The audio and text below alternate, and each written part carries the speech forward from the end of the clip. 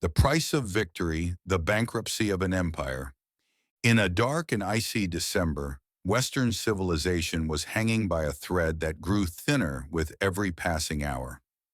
The Battle of Britain had been won in the skies, but on the streets the terror of the Blitz continued.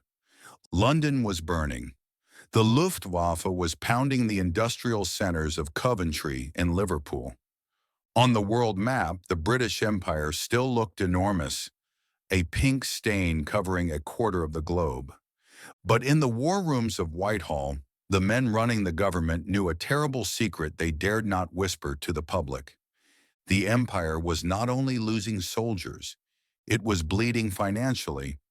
The man who united the free world with his voice, Winston Churchill, sat at his desk in the underground cabinet war rooms to write one of the most important letters of his life. It was addressed to President Franklin Delano Roosevelt of the United States. Churchill was a master of the English language, a man who could turn a phrase into a weapon. But in this letter, he had to perform a delicate and humiliating dance.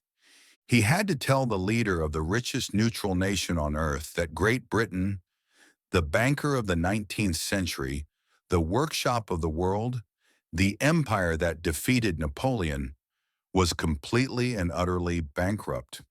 The letter was long and detailed. It described the strategic situation, the submarine danger in the Atlantic, the desperate need for destroyers and aircraft. But the bitter truth came at the end. Churchill wrote that the moment was approaching when the British Treasury would no longer be able to pay cash for the supplies needed to survive. He declared that the British people would continue to fight on the beaches and landing grounds, but that wars could not be fought without ammunition, and they no longer had the power to buy it. It was a decision for survival. It was a confession of bankruptcy. To understand how the richest empire in history had fallen to such poverty, we must look at the ruthless economics of total war. When the war began in September 1939, Britain was still a financial giant. It possessed billions of dollars in gold reserves and a vast overseas investment portfolio. British citizens owned railways in Argentina, copper mines in Chile, and giant industrial groups in the United States. The City of London was the global center of insurance and shipping. But Hitler's war was different from all previous wars. It was a war of machines. Steel, oil, aluminum, and rubber were consumed at a pace that overturned all pre-war calculations. And most critically, Britain had to import almost everything. The blockade of continental Europe meant Britain could no longer trade with its neighbors. To survive, it had to look across the Atlantic to the United States. At that time, the United States was officially neutral.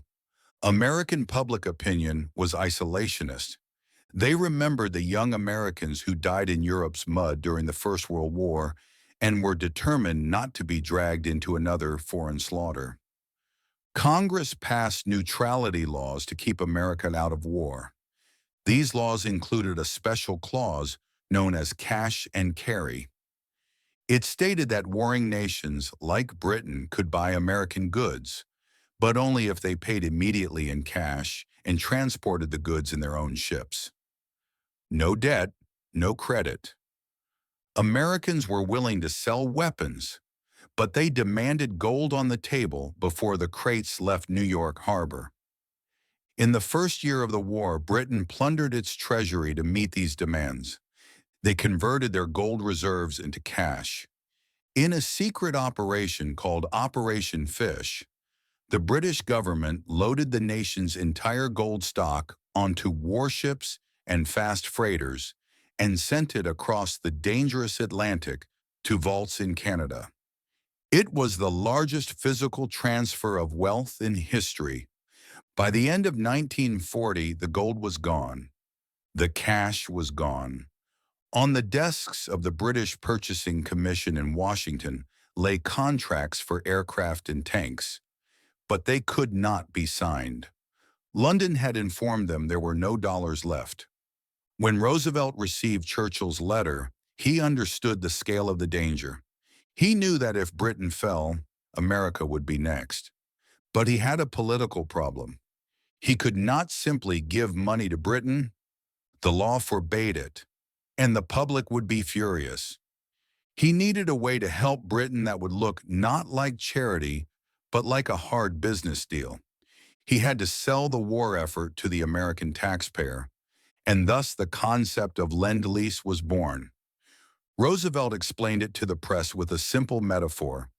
If your neighbor's house is on fire, you do not haggle over the price of the garden hose.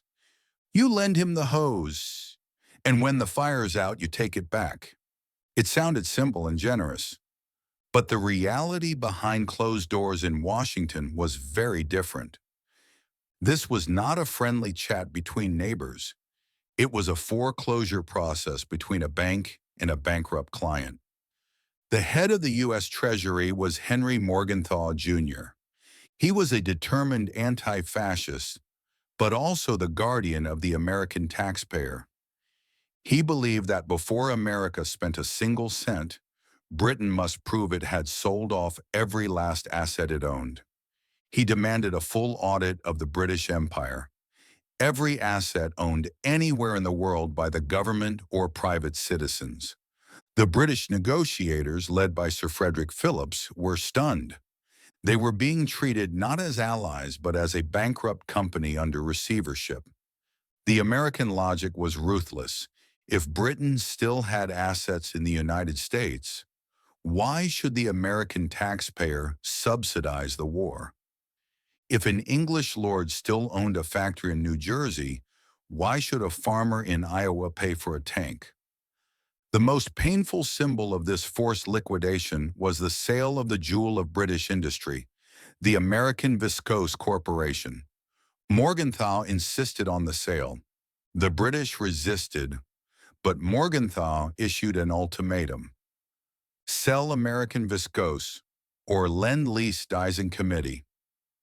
In March 1941, the British government seized the company and sold it for only $54 million. Far below its true value.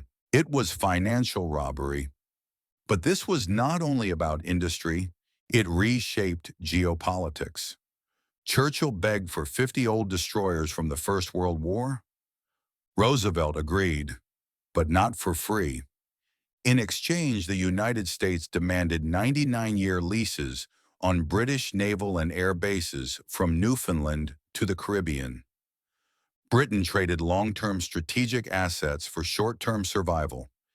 It was the act of a desperate nation selling the family silver to buy bread.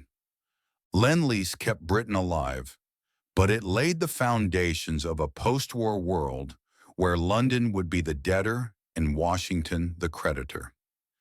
The agreement included the famous Article 7. In return for aid, Britain agreed to dismantle its imperial tariff system after the war. The empire signed its own economic death warrant, opening its markets to superior American industry. British factories built Spitfire fighter planes. American factories built Spitfires and refrigerators for the world market. While fighting together, the United States was quietly taking Britain's commercial future. On August 15, 1945, the war ended. There were cheers in London, but in Washington, there was no sentimentality. 7 days after victory, President Harry Truman signed the order ending Lend-Lease. The decision was absolute and immediate. American ships loaded with food for Britain in the middle of the Atlantic were ordered to turn back. Britain was suddenly broke. The legendary economist John Maynard Keynes went to Washington like a beggar. He hoped for a $6 billion grant in recognition of Britain's sacrifices. But the Americans replied coldly, "No grant, only a loan, on commercial terms." The 1946 loan was a financial Munich. To survive, Britain had to accept full convertibility of the pound, the ability to exchange it freely for foreign currency.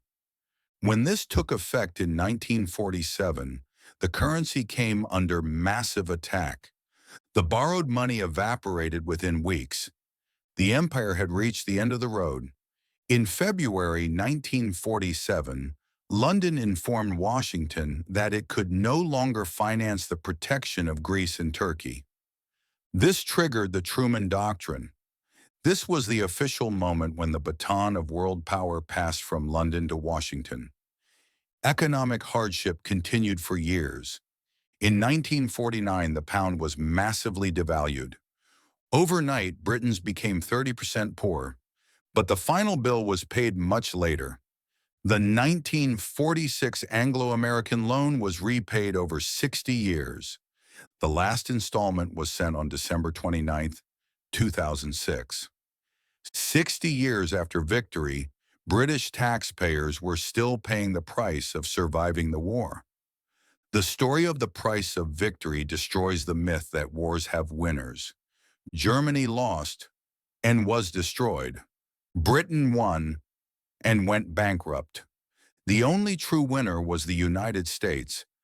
They conquered empires not with armies, but with contracts. Britain emerged from the war as a moral giant, but an economic dwarf. It spent its inheritance to buy Europe's freedom, a noble sacrifice, perhaps the noblest in history, but economically it was a liquidation. I am John, and this is the channel Cinematic History Tales. Subscribe now to remain beyond time, because when history books are written, you will want to be among the few who see the real picture. Yeah,